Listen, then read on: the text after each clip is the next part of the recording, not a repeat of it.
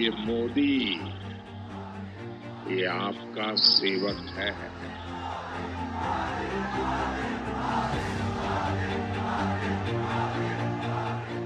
और सेवक भी मामूली नहीं है, ये 24/7 ऐसा सेवक है।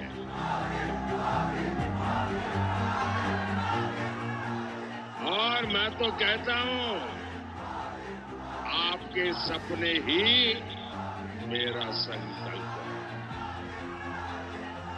और इसके लिए 24/7 और 2047 ये मोदी का गारंटी है। आपने मुझे एक जिम्मेदारी दी और मैं उस जिम्मेदारी को बहुत ईमानदारी से निभा रहा हूं। मैं नरेंद्र दामोदर दास देश के विकास के लिए निरंतर प्रगतिशील विचारों के सृजन में जुटे रहने के साथ ही आधुनिक और विकसित भारत के निर्माण में लगातार तत्पर प्रधानमंत्री नरेंद्र मोदी ने कुछ इसी अंदाज में तीसरी बार प्रधानमंत्री के पद की शपथ ग्रहण ली। और निष्ठा रखूंगा, मैं भारत की प्रभुता और अखंडता अक्षुण्ण रखूंगा। प्रधानमंत्री मोदी के शपथ ग्रहण समारोह के लिए भव्य और बड़े स्तर पर की गई तैयारी में भारत के पड़ोसी देशों मालदीव, श्रीलंका, सेशल्स, मॉरिशस, बांग्लादेश, नेपाल और भूटान से आए शासन प्रमुखों के साथ ही देश के तमाम राजनीतिक दलों के प्रतिनिधि और अनेक गणमान्य व्यक्ति मौजूद रहे। तीसरी बार प्रधानमंत्री पद की शपथ लेते ही नरेंद्र मोदी ने पहले प्रधानमंत्री जवाहरलाल नेहरू की बराबरी कर ली, जो लगातार 3 बार देश के प्रधानमंत्री रह चुके हैं। नरेंद्र मोदी प्रधानमंत्री की अपनी तीसरी पारी में भी देश की सीमा की सुरक्षा, सार्वभौमिक विकास और विकसित भारत की संकल्पना के साथ ही अंतर्राष्ट्रीय मानचित्र पर भारत के गौरव को लगातार बढ़ाने के संकल्प को लेकर चलने वाले हैं। इस बात को वे बार-बार दोहरा चुके हैं। राष्ट्रपति भवन के विशाल प्रांगण में आयोजित प्रधानमंत्री मोदी 3.0 के शपथ ग्रहण समारोह में पीएम मोदी के साथ ही उनकी कैबिनेट में शामिल होने वाले मंत्रियों ने भी पद और गोपनीयता की शपथ ली। अपनी अनूठी कार्यशैली का परिचय देते हुए पीएम मोदी ने शपथ ग्रहण करने से पहले अपने आवास पर सांसदों के साथ चाय पर चर्चा की। इसमें पीएम ने सांसदों से 100 दिन की कार्य योजना बनाने और सबसे पहले अधूरे काम को शुरू करने और उन्हें खत्म करने को कहा। एक बेहद ही साधारण परिवार में 17 सितंबर 1950 को जन्मे प्रधानमंत्री नरेंद्र मोदी ने चाय बेचने से लेकर सत्ता के शिखर तक का सफर तय किया है। इस उम्र में भी उनकी ऊर्जा, लगातार कार्य करने की क्षमता और लोगों से संवाद स्थापित करने की अद्भुत शैली और विधा लोगों को सोचने पर मजबूर कर जाती है, और यह उनके पिछले 10 वर्षों के शासनकाल में बखूबी देखने को मिला है। प्रधानमंत्री नरेंद्र मोदी के नेतृत्व पर देशवासियों ने जो विश्वास जताया है, वो उस मार्ग को प्रशस्त करता है जो 2047 तक भारत को विकसित बनाने के लिए संकल्पबद्ध है। लगातार तीसरी बार देश के प्रधान सेवक की जिम्मेदारी निभाने जा रहे नरेंद्र मोदी यह करिश्मा दोहराने वाले देश के दूसरे शख्स हैं। जाहिर है, जो जन समर्थन और जन विश्वास उन्हें हासिल है, वो आज के दौर में किसी के पास नहीं है। उन्होंने भारत में बढ़ती विभाजनकारी ताकतों पर लगाम लगाने के साथ ही सबका साथ, सबका विश्वास और सबका प्रयास के नारे को बुलंद किया। उन्होंने कहा कि युवा शक्ति, महिला शक्ति, किसान और गरीब जैसे 4 मजबूत स्तंभ विकसित भारत की भव्य इमारत खड़ी कर रहे हैं। प्रधानमंत्री नरेंद्र मोदी के नेतृत्व में एनडीए सरकार ने गरीबी हटाने और उनके सशक्तिकरण के लिए जो कदम उठाए, उसका ही नतीजा है कि पिछले 10 वर्षों के उनके कार्यकाल के दौरान 25 करोड़ लोग गरीबी रेखा से बाहर निकल कर आए। यह असाधारण लक्ष्य इसलिए हासिल किया जा सका क्योंकि मोदी सरकार ने 4 करोड़ से ज्यादा गरीब परिवारों को पक्का घर मुहैया कराया और 11 करोड़ से अधिक ग्रामीण परिवारों तक पाइप से पानी पहुंचाया। धुएं से मुक्ति देते हुए पीएम मोदी की एनडीए सरकार ने 10 करोड़ से अधिक उज्ज्वला गैस कनेक्शन उपलब्ध कराए। इसके साथ ही आयुष्मान भारत योजना के तहत गरीबों को 5 लाख रुपए तक का मुफ्त इलाज मुहैया कराया गया। उन्होंने खुले में शौच के खिलाफ अभियान चलाया और घर घर में शौचालय बनवाए। सरकार का उद्देश्य रहा कि हर कल्याणकारी योजना उनके तक पहुंचे। सरकार ने हमेशा से गरीब कल्याण को कामकाज के केंद्र में रखा और सुशासन के मंत्र से जनता जनार्दन को राहत पहुंचाने का काम किया। 10 साल में हमने 25 करोड़ गरीबों को गरीबी से बाहर निकाला है।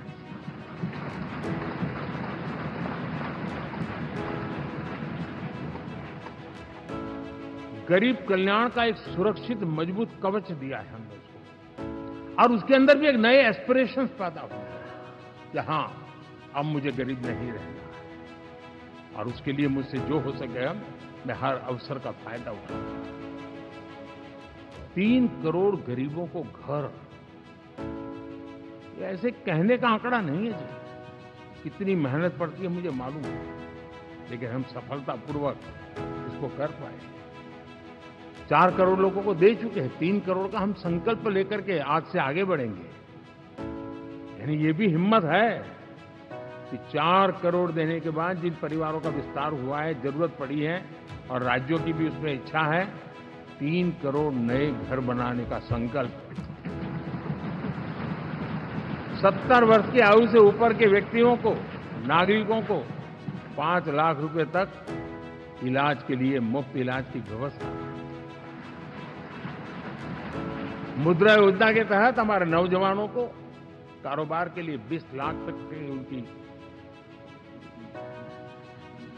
बैंक से उनको लोन मिले, इसकी व्यवस्था। ये मैं समझता हूं कि वायदा हमारे तीसरे कार्यकाल की गारंटियां, सब मैं अभी बताता नहीं हूं, लेकिन इन गारंटियों के प्रति हम कमिटेड हैं और उसे पूर्ण करने के लिए हम कोई कमी नहीं रखेंगे। सबका साथ सबका विकास के मंत्र के तहत पीएम मोदी के नेतृत्व में केंद्र सरकार ने आधी आबादी के सम्मान का विशेष ख्याल रखा। महिला सशक्तिकरण की बात करते हुए मोदी सरकार ने जल, थल, नभ और अंतरिक्ष हर जगह में बेटियों की भूमिका को बढ़ाया। सरकार ने मुद्रा योजना के तहत दिए गए 46 करोड़ से अधिक कर्ज में से 31 करोड़ से अधिक कर्ज अकेले महिलाओं को दिए। इस योजना के तहत लाभ पाकर करोड़ों महिलाएं स्वरोजगार से जुड़ी हैं। केंद्र सरकार के प्रयासों से आज लगभग 10 करोड़ महिलाएं स्वयं सहायता समूहों से जुड़ी हैं और इसके जरिए 3 करोड़ महिलाओं को लखपति दीदी बनाने का लक्ष्य रखा गया है। यहाँ तक कि नमो ड्रोन दीदी योजना से बड़ी संख्या में महिलाओं को जोड़ा गया। सरकार ने मुस्लिम महिलाओं के सामाजिक उत्थान को ध्यान में रखते हुए 3 तलाक जैसी कुरीति को भी कानून के जरिए खत्म किया।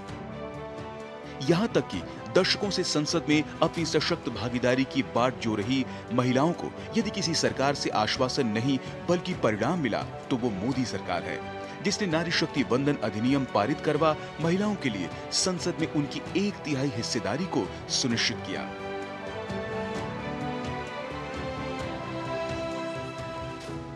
पंचायत से पार्लियामेंट तक हमारी नारी शक्ति की सक्रिय भागीदारी, ये हमारा कमिटमेंट है। और हमने हमारे पिछले कार्यकाल में नारी शक्ति वंदन अधिनियम करके उस बात को हमने आगे बढ़ाया है। और वो दिन दूर नहीं होगा जब हमारे सदन में बहुत बड़ी तादाद में हमारी माताएं बहनें देश का नेतृत्व करती हुई दिखाई देगी।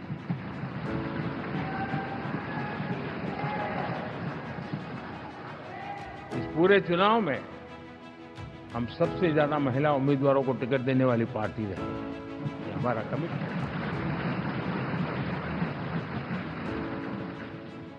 हमारी महिला सांसदों को जो आशीर्वाद देश की जनता ने दिया है, मैं इसके लिए विशेष रूप से उनका आभार व्यक्त करता हूं। और साथियों, आपने देखा होगा G20 समिट में दुनिया के सामने एक विषय लेकर के हम बड़े आग्रह से गए हैं, और वो है empowerment of women, development of women. इन सारी बातों को तो हम परिचित हैं। हमने एक नया शिफ्ट किया है और हम G20 समिट से भी इसको आगे बढ़ा रहे हैं। Women lead development.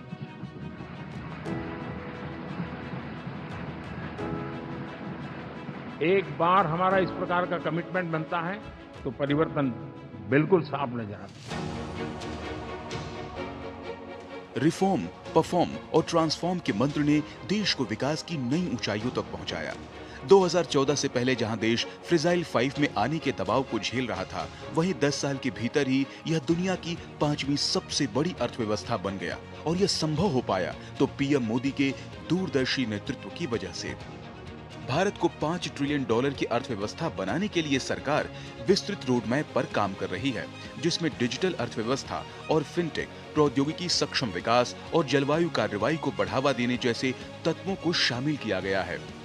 अर्थव्यवस्था को गति देने के लिए माल एवं सेवा कर, कॉरपोरेट कर दर में महत्वपूर्ण कमी, मेक इन इंडिया और स्टार्टअप इंडिया रणनीतियों को प्रमुख सूत्रधार बनाया गया। देश में मैन्युफैक्चरिंग क्षेत्र को बल देने के लिए उत्पादन से जुड़ी प्रोत्साहन योजनाओं को लागू किया गया। सरकार द्वारा दिए गए इस मजबूत प्रोत्साहन से निजी निवेश बढ़ने और आर्थिक विकास को गति मिली, जिसके बाद देश विकास की तरफ तेज रफ्तार से बढ़ा और आज यह 7 से 8% की दर से विकास कर रहा है। यहाँ तक कि अब वह दिन दूर नहीं जब भारत दुनिया की 5वीं से तीसरी बड़ी अर्थव्यवस्था बनने जा रहा है। एनडीए का ये कार्यकाल बड़े फैसलों का है, तेज विकास का है, और अब हम समय गंवाना नहीं चाहते कि हम 5 नंबर की इकोनॉमी से 3 नंबर की इकोनॉमी पर पहुंच रहे हैं।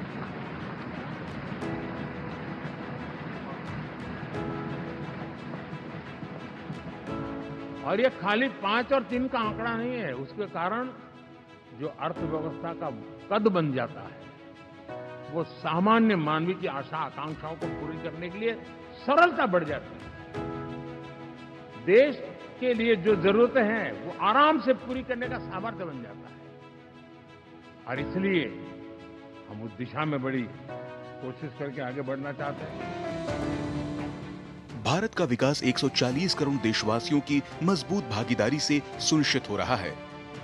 मोदी सरकार का एक और महत्वपूर्ण सुधार डिजिटल इंडिया का निर्माण है। आज पूरी दुनिया भारत की डिजिटल ताकत का लोहा मानती है। हर महीने औसतन 18 लाख करोड़ रुपए से अधिक का लेन देन डिजिटल माध्यम से होता है। आयुष्मान भारत स्वास्थ्य खाते के तहत लगभग 53 करोड़ लोगों की डिजिटल हेल्थ आईडी बनाई गई है। डिजिटल के साथ साथ फिजिकल इंफ्रास्ट्रक्चर में भी रिकॉर्ड निवेश हुआ है। आज भारत में ऐसे इंफ्रास्ट्रक्चर का निर्माण हो रहा है जिसका पहले हर भारतीय केवल सपना ही देखता था। पिछले 10 वर्षों में पीएम मोदी के नेतृत्व में गांव में लगभग 3.75 लाख किलोमीटर नई सड़कें बनाई गई हैं।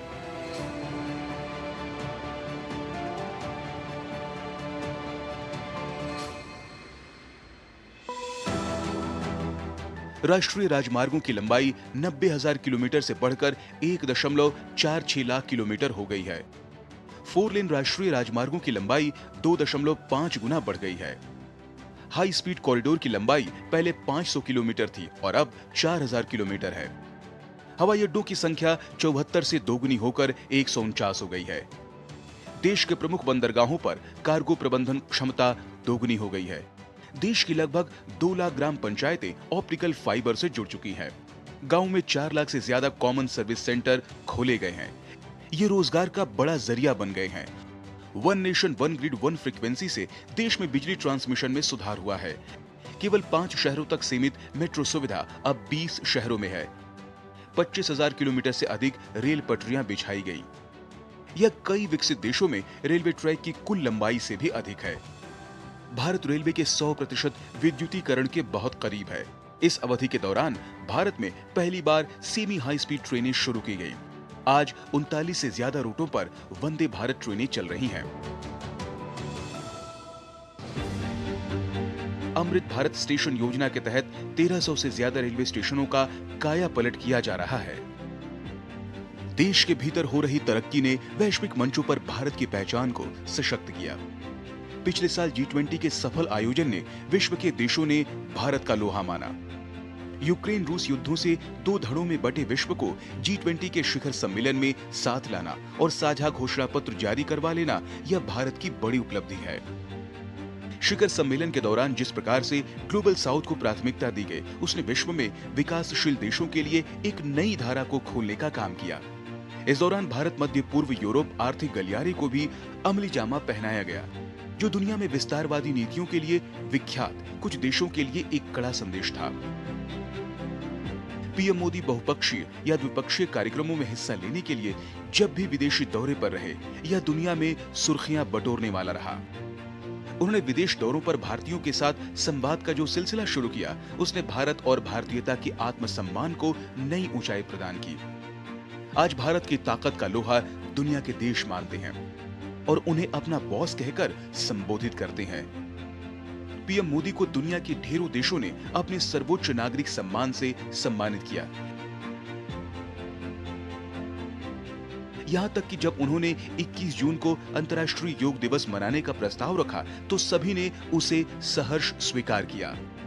आज स्थिति यह बन गई है कि दुनिया के कई मुल्क जब संकट से घिरे हुए हैं, उन्हें उम्मीद की एक किरण भारत की तरफ से दिखती है, जिसकी पहचान अब विश्व बंधु के रूप में हो चुकी है। अब भारत आइसोलेशन में नहीं जी सकता।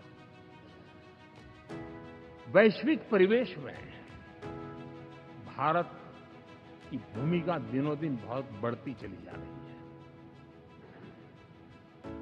2014 में जब एनडीए की सरकार बनी, पूरे विश्व में उसी एक पल से एक नया जिज्ञासा पैदा हुई, थोड़ी आशा के संकेत उनको नजर आने लगे और फिर उस बदलाव बहुत बड़ा तेजी से आया। और पिछले 10 वर्ष में भारत ने जिन कामों को बढ़ लिया है, आज भारत की छवि विश्व बंधु की बन चुकी है। दोस्तों, विश्व हमें एक बंधु के रूप में स्वीकार कर रहा है और जब दुनिया हमें विश्व बंधु के रूप में स्वीकारती है तो हमारी वैश्विक जिम्मेवारियों को भी हमने हमारे आने वाले रोड मैप में महत्व देना ही होगा। और भारत की सफल विदेश नीति ने अच्छे परिणाम भी दिए हैं। हमने हर संकट को उस प्रकार से हैंडल किया जिस प्रकार से मानवीय मूल्यों को हमने प्राथमिकता दी। उसका परिणाम है कि सामान्य मानवी के मन में ये विश्व बंधु वाला भाव बहुत मजबूत हुआ और भारत का सेवा भाव का जो कैरेक्टर है उसको विश्व ने पहचाना है। चाहे यूक्रेन का संकट हो, चाहे अफगानिस्तान का संकट हो, हर हमारे लोगों को बचाना हो, हमने किसी भी में हमने कोई कमी नहीं रखी है। और साथियों, ये क्षमता के कारण भारत में निवेश की संभावनाएं बहुत बढ़ने वाली है। मैं राज्यों से भी कहूंगा कि आप प्रगतिशील नीतियां बनाकर रेडी रहिए। विश्व आज आपके दरवाजे पर दस्तक दे रहा है। देश का अन्नदाता किसान आज विकसित भारत के संकल्प को साकार करने में बड़ी आहुति दे रहा है। आज रिकॉर्ड स्तर पर हो रहे अन्न उत्पादन अपने देशों के लोगों का पेट भरने के साथ ही दुनिया के अन्य देशों के लोगों का भी पेट भर रहा है। किसानों के बदलते हालात सरकार के प्रयासों का नतीजा है, जो छोटे किसानों को सालाना 6,000 रुपए की रकम दे रही है, जिससे वे समय पर खाद और बीज खरीद सकें। पिछले 10 वर्षों में किसानों के लिए बैंकों से आसान ऋण में 3 गुना वृद्धि हुई है। प्रधानमंत्री फसल बीमा योजना के तहत किसानों ने 30,000 करोड़ रुपए का प्रीमियम भरा। इसके बदले में उन्हें 1.5 लाख करोड़ रुपए के दावे मिले हैं। पिछले 10 वर्षों में किसानों को धान और गेहूं की फसल के लिए न्यूनतम समर्थन मूल्य के रूप में लगभग 18 लाख करोड़ रुपए मिले हैं। यह 2014 से पहले के 10 वर्षों की तुलना में 2.5 गुना अधिक है। देश में कृषि निर्यात नीति की बदौलत पहली बार कृषि निर्यात 4 लाख करोड़ रुपए तक पहुंचा। अब तक लगभग 8,000 किसान उत्पादक संगठन भी बन चुके हैं। कृषि में सहकारिता को बढ़ावा देने के लिए देश में सहकारिता मंत्रालय की स्थापना की गई है। सहकारी क्षेत्र में दुनिया की सबसे बड़ी अनाज भंडारण योजना शुरू की गई है। देश में पहली बार पशुपालकों और मछुआरों को किसान क्रेडिट कार्ड का लाभ भी दिया गया है।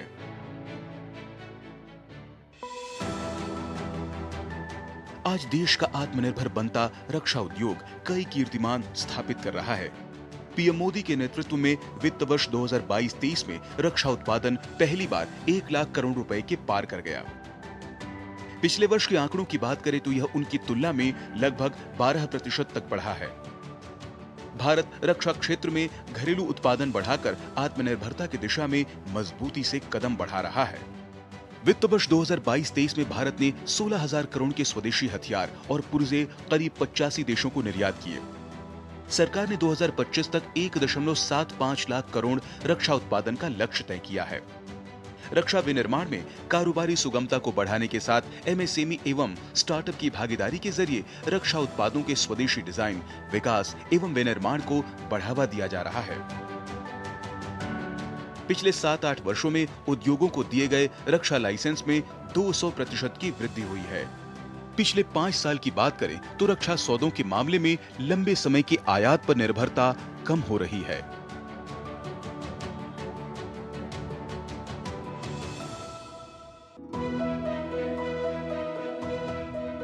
प्रधानमंत्री नरेंद्र मोदी के सांस्कृतिक राष्ट्रवाद का यदि सबसे बड़ा कोई उदाहरण है तो वो है अयोध्या में निर्मित भव्य राम मंदिर, जिसका उद्घाटन इसी साल जनवरी के महीने में किया गया। यह 500 साल के लंबे इंतजार के बाद ही संभव हो पाया। इसके साथ ही वाराणसी में विश्वनाथ मंदिर में आने वाले श्रद्धालुओं की सुविधा के लिए मोदी सरकार द्वारा काशी विश्वनाथ कॉरिडोर की स्थापना प्रधानमंत्री नरेंद्र मोदी के सांस्कृतिक राष्ट्रवाद का जीता जागता उदाहरण है। उन्होंने G20 शिखर सम्मेलन के दौरान भारत मंडपम में राष्ट्राध्यक्षों का स्वागत किया। इस दौरान उनके पीछे ओडिशा के कोणार्क सूर्य मंदिर और नालंदा विश्वविद्यालय की ऐतिहासिक तस्वीरें लगी हुई थीं, जिनके बारे में उन्होंने स्वयं मेहमानों को जानकारी दी।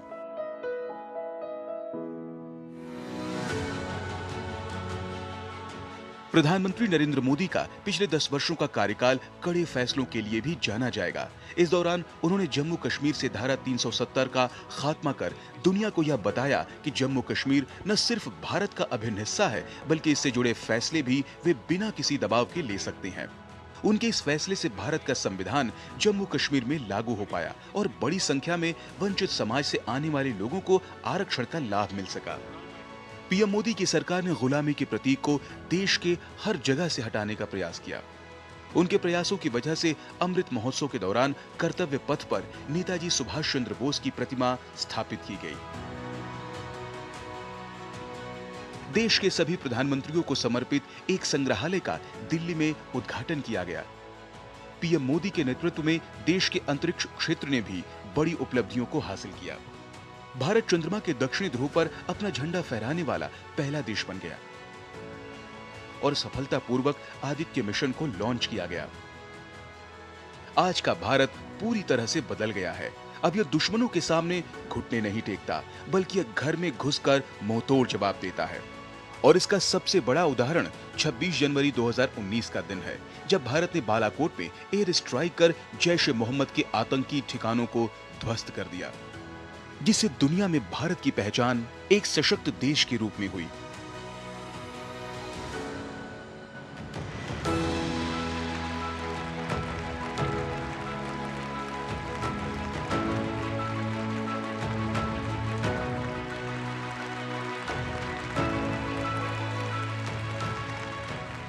आज जब सरकार अपने तीसरे कार्यकाल में प्रवेश करने जा रही है, तब भी उसका उद्देश्य देश को नई ऊंचाई पर ले जाने का है।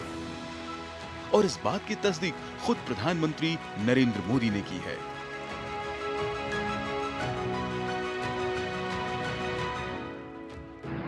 मेरे लिए जन्म सिर्फ और सिर्फ वन लाइफ वन मिशन, और वो है मेरी भारत माता। ये मिशन है 140 करोड़ देशवासियों के सपनों को पूरा करने के लिए खप जाना।